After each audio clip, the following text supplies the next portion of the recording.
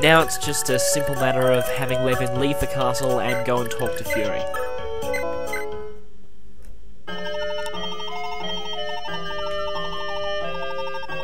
And this conversation's also quite important for Levin's backstory because...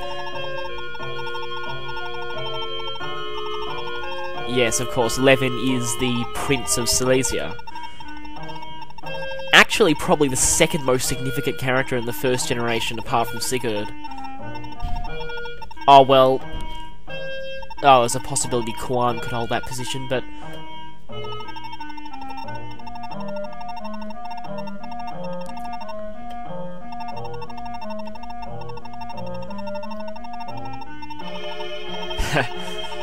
oh, I love Levin's dialogue.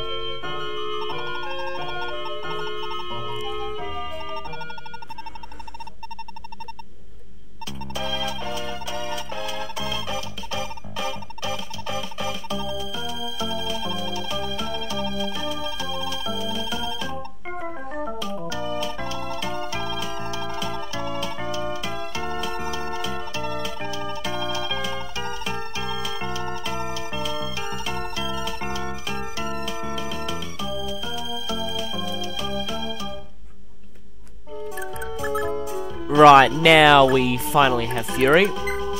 Yep, essentially she's a Pegasus Knight, and if you've played a lot of the other Fire Emblem games, you'll probably be familiar with her basic stat build. Essentially, she has very good speed and decent skill, but her strength can be a bit of a problem. She's not all that great, but since she's the only flying unit you get in the first generation, you really basically have to use her. You'll be surprised how many times flying is very, very useful in this game. Now, I mean, technically she could fly over and take out those ballistas, but I'm not really sure if ballistas are effective against flying units in this game, so I'm holding back just in case. They probably are.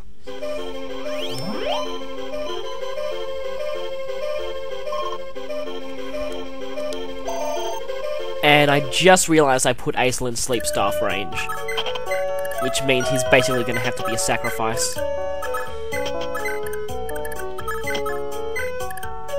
Don't want any of my more powerful fighters getting put to sleep though, because you really need to kill this guy as quickly as possible before he puts more people to sleep.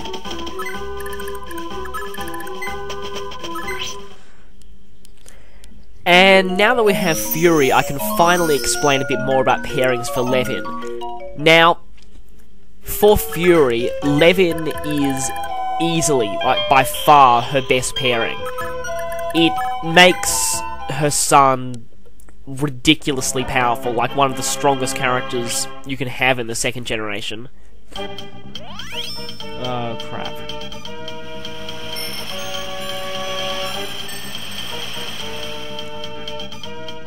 as I was saying, not only is the pairing pretty good, it's actually quite literally the easiest pairing to make in the whole game. Not only do they start with a huge amount of love points, but they have a conversation that occurs around Chapter 4 that makes them fall in love instantly, regardless of how many love points they have. And the main reason for this is that the Levin and Fury pairing is quite special in that, while all the other pairings in the game are sort of left ambiguous story-wise as to what happened, Levin and Fury is absolutely 100% canon. Fire Emblem 5 confirms this, and, well, there's a lot of pretty big hints in this game too that it's the definite pairing that happened. Most players will generally do this pairing on their first playthrough, and it's pretty good for experienced players as well.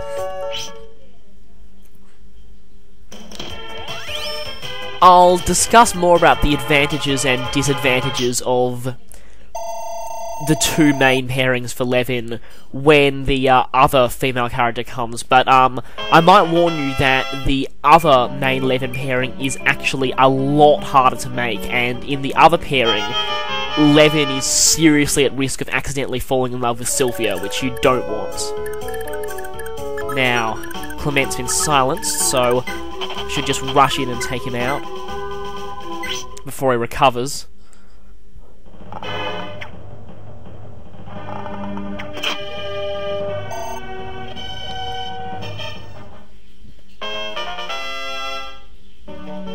Oh, come on, Midale! That's twice in one chapter!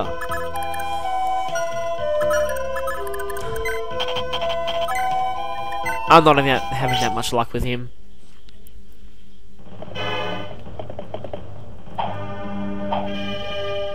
Oh, that was really unlucky. And no matter how many times you miss this guy, just keep trying, because you've got to take him out before he gets out of silence. Well, I had to, because that was my last use of the silent staff, and there's not much chance Deirdre's going to get enough gold to repair it. What? Okay, that was a weird death quote. And with an annoying staff like that, I don't think I'm going to forget you even if I want to. Now, regarding that sleep staff, yes, he does drop it, but there's a pretty serious problem with this. At this point, only two characters can use the sleep staff, Edain and Deirdre. Edain can't attack at all, and Deirdre will be leaving in the next chapter. So, basically, you can't have either of them obtain it. So, it's best just to get it with anyone and sell it to the pawn shop. Unfortunately, the problem with that is it costs about 30,000 gold to give to someone else.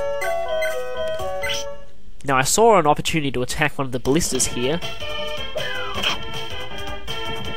And they're so pathetically slow, you can double them even with a javelin. And that's really saying something.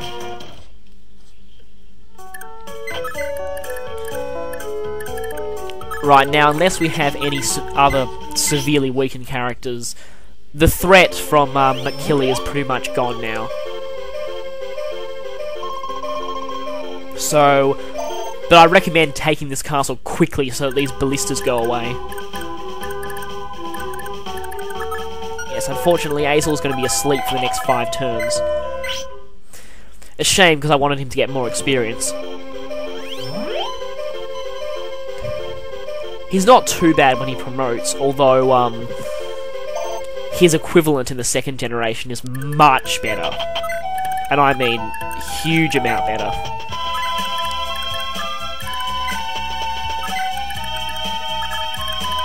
And in this playthrough, it'll be his son as well. And that's most likely the canon pairing as well, but that particular female character hasn't been introduced yet.